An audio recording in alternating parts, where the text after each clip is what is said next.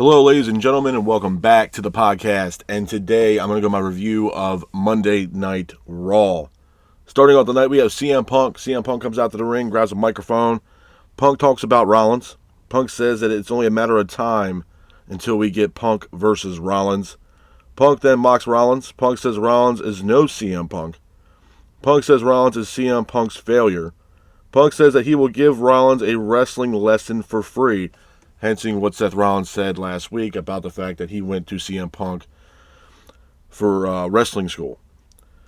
Rollins then shows up in the crowd. Rollins then has a microphone, says Punk is an asshole. Punk says that Rollins belongs in the crowd. Rollins then mocks Punk, and all of a sudden Rollins and Punk fight throughout the crowd. Moving on from that, we go into our first official match of the night for Raw. It's for the Intercontinental title. It's Bron Breakker defending the Intercontinental Championship against Ludwig Kaiser. I thought it was a good match, man. It was a back-and-forth matchup between Kaiser and Breakker, with Breakker keeping the pace of the match. Breakker then hits a lariat off the apron, sending Kaiser over the announce table. Breakker then hits a Frankensteiner for a near fall. Kaiser then gets up, hits a Death Valley driver on Breakker for a near fall, but Breakker hits a spear on Kaiser, pins for the 3, and your winner of the match and still Intercontinental Champion is Bron Breakker. Hats off to Bron Breakker for getting the win in that matchup. Moving on from that, we have Adam Pearce, the GM of Raw, backstage being interviewed. Pearce announces that it will be Seth Rollins taking on CM Punk on January 6th for Raw's debut episode on Netflix. Definitely looking forward to that match on Netflix. Moving on from that, we have a Liv Morgan segment. Liv comes out to the ring with Raquel and Dominic. Liv says that 2024 was the year of Morgan. After that, Rhea shows up. Rhea said that she's next for Liv Morgan. She's the new number 1 contender for Liv Morgan's Women's World Heavyweight Championship. And then Rhea mocks Dominic Mysterio, which I thought was absolutely hilarious. Moving on from that, we go into our next match of the night. It's a triple threat matchup in the Women's Intercontinental Title Tournament. It is Zoe Starks taking on Raquel Rodriguez versus Kaden Carter. I thought it was an okay match. Back and forth matchup with Zoe Starks keeping the pace of the match. Rodriguez hits a fall away slam in the middle of the ring, but Zoe Starks hits the finish, pins for the 3, and your winner of the match and moving on in the Women's Intercontinental Title Tournament is Zoe Starks. Hats off to Zoe Starks for getting the win in this matchup.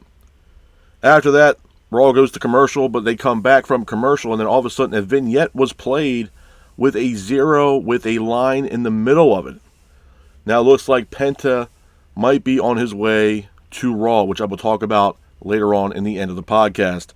Moving on from that, we go into our main event of Monday Night Raw last night. It is Judgment Day defending the World Tag Team titles against the War Raiders.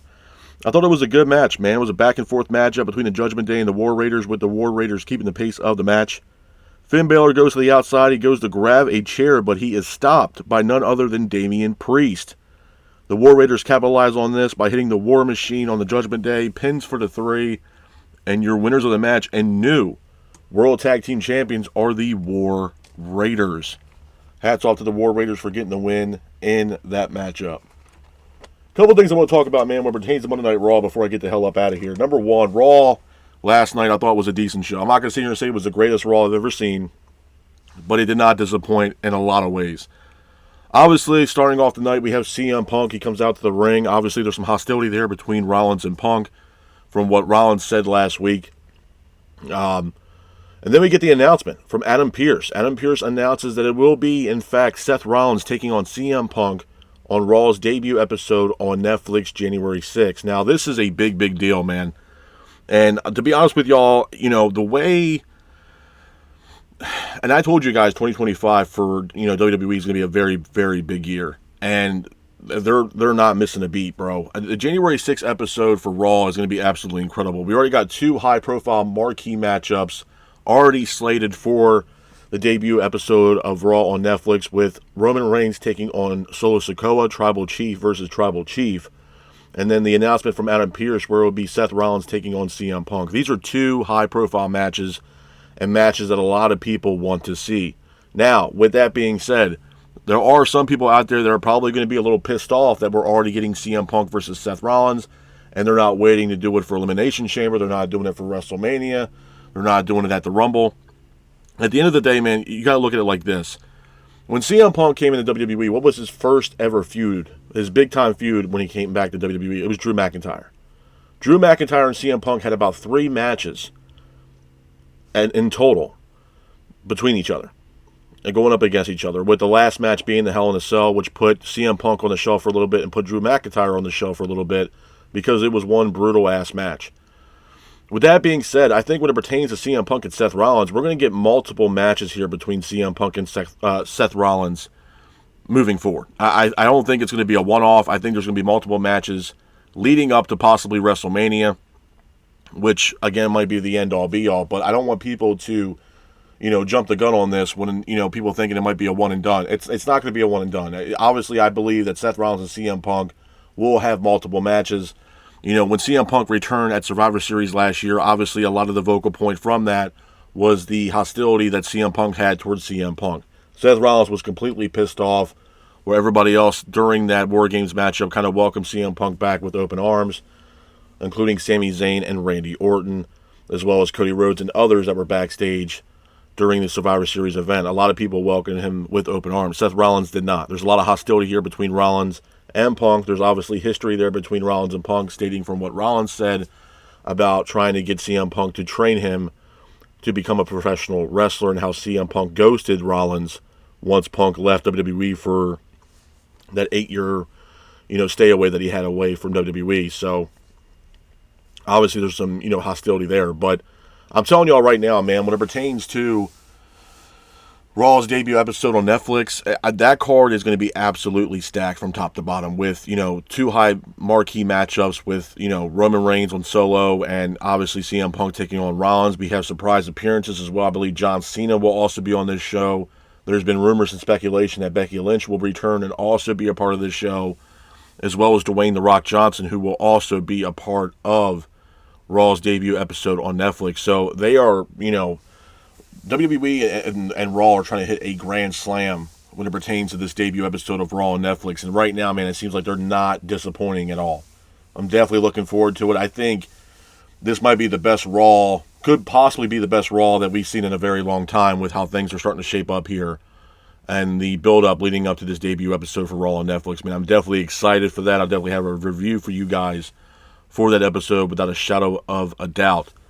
The other thing I want to talk about when it pertains to Monday Night Raw was the vignette that was played when Raw came back from commercial break. Now, there was no music to this vignette. There was nobody talking during this vignette. What this vignette showed, if you guys did not watch Monday Night Raw last night, was a circle, or, an O, if you will. Probably a circle with a line through it. Now, some people, obviously when that happened, a lot of people were speculating, who it's going to be, who's this person, who's that person. In my honest opinion, after that vignette was played, in my all honesty, I genuinely believe that it's Penta. Penta currently right now is a free agent. He's not signed to anywhere right now. I believe he just said bye not too long ago to AAA. He left AEW. He's a current free agent right now. And before all the shit popped off with Rey Fenix, a lot of people were already speculating that the Lucha Bros were already going over to WWE. My biggest takeaway from it, if it is Penta, see, my thing is I thought Penta was going to wait until Rey Fenix, but do I blame Penta for not waiting? No, because depending on the situation, I mean, Phoenix is stuck with AEW for almost a year. And that pretty much, if Penta decides to wait for Phoenix to, finally become a free agent, it kind of puts Penta on the shelf. Now, I'm not saying Penta's not, he wouldn't wrestle on the indies or something like that, but I don't think he's going to sign an exclusive contract with anybody, or at least WWE, until Phoenix, is free to go. But it looks like that's not the case. It looks like Penta, just from that vignette, looks like he is on his way over to WWE, preferably probably Monday Night Raw, which is a big, big deal. I know a lot of people have their thoughts on this as far as, the Lucha Bros leaving or Penta leaving, going over to WWE. Obviously, there's some, AEW loyalists out there that are like, oh, I can't believe he left AEW to go to WWE and vice versa. I said the same thing about Cody. I said the same thing about Jade. I'm going to say the same thing about other free agents that might possibly go over to WWE, man. It's only going to benefit that said superstar. And especially in the situation where Penta and Phoenix are in, and how bad that situation has got, specifically Rey Fenix. I can't blame those guys for wanting to leave. The tag team division for AEW is abysmal. number one. The tag team division of what it once was is not what it once was now. The tag team division in AEW is just it's almost non-existent at this point, to be honest with you. I think it's an absolute joke as far as the tag team division is concerned, which is crazy because at one time AEW had, if not the best tag team division on the planet. That's not the case anymore. And then with all the allegations around Rey Fenix and Tony Khan, I mean, the writing's on the wall, bro. They're obviously not going to stay in AEW. I know some people are like, oh, well, that's... And I talked about this the other day when Tony Storm returned to AEW, and I did, my thoughts on the whole Rey Fenix situation and everything else like that. And it might have been a hot take for a lot of people. But I stand on business with that, man. I stand behind what I said. I back up my own bullshit. I genuinely believe that, yes, there are some people that, they obviously don't want to right or wrong in the company that you're in to kind of keep doors open just in case you want to go back to AEW.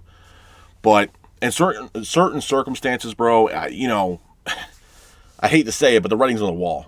Do I think Rey Fenix and Penta are going to go back to AEW? No, I don't. I just don't.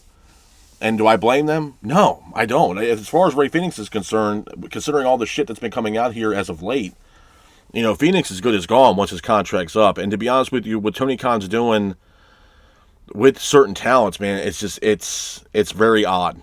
And that list goes from Rey Fenix to Ricky Starks to Willie Mack. I mean, I talked about this last week with the whole GCW situation.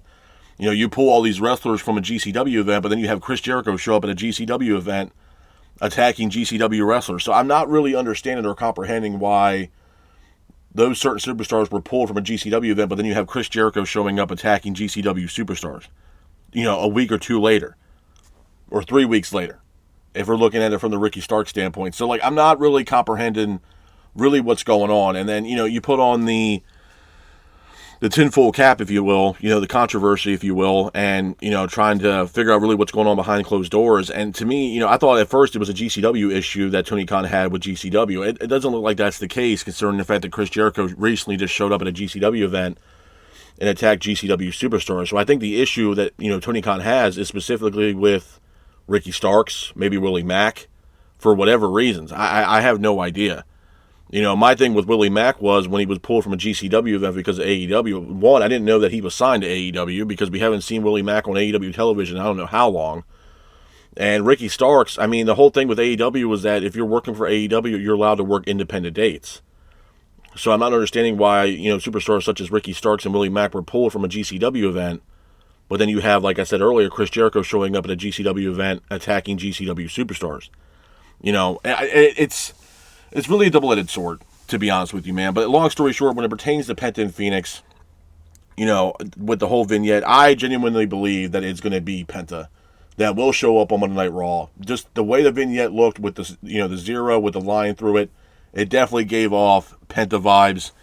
And by all means, man, Godspeed if it is Penta and he goes over to WWE in the main roster, man, because there's a lot of good matches that he can have on the table, whether he's in a tag team with Rey Fenix or he's on a singles run. There's a lot of good matches that Penta can have, and Penta can bring in a whole, different dynamic to Monday Night Raw, to be honest with you. I think Penta's underrated. I think Penta is a great wrestler.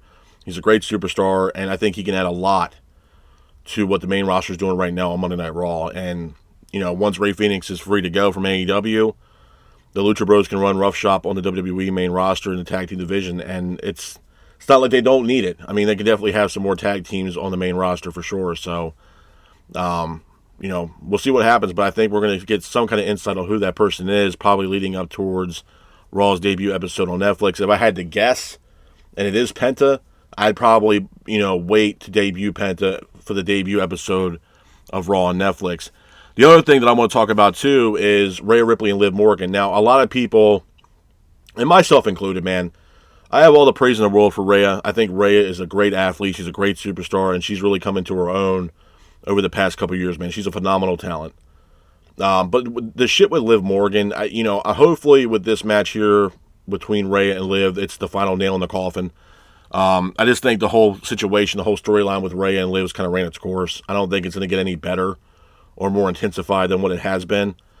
But to be honest with you, I would not be surprised if we don't see Rhea versus Liv Morgan possibly for the debut episode on Netflix for Raw. Because like I said, man, the way that, they're putting this show together from both SmackDown and Raw so far, the card's already stacked, man, just with those two matches with Roman taking on Solo.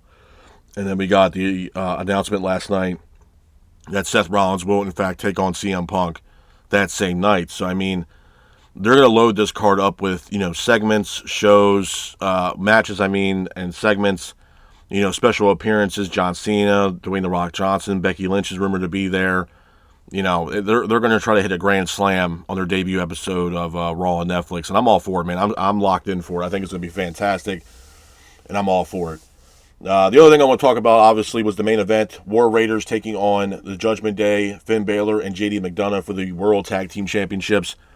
I was all for this decision for the War Raiders to beat them. I think it's the other thing how I feel about Rhea Ripley, man. I think the Judgment Day is slowly starting to fade out. I don't see the importance of how Judgment Day once was now to what they are now. Things have changed. Obviously, Damian Priest is no longer a part of this stable. Rhea Ripley is no longer part of this stable. And if I'm being brutally honest, Liv Morgan's great. She's a household name for Monday Night Raw, as well as you could say Finn Balor. But the rest of that team, Raquel, Carlito, I would say maybe if you didn't have JD team up with Finn Balor, the stable's kind of weak, man. Rhea Ripley and Damian Priest really were the main vocal points of that stable.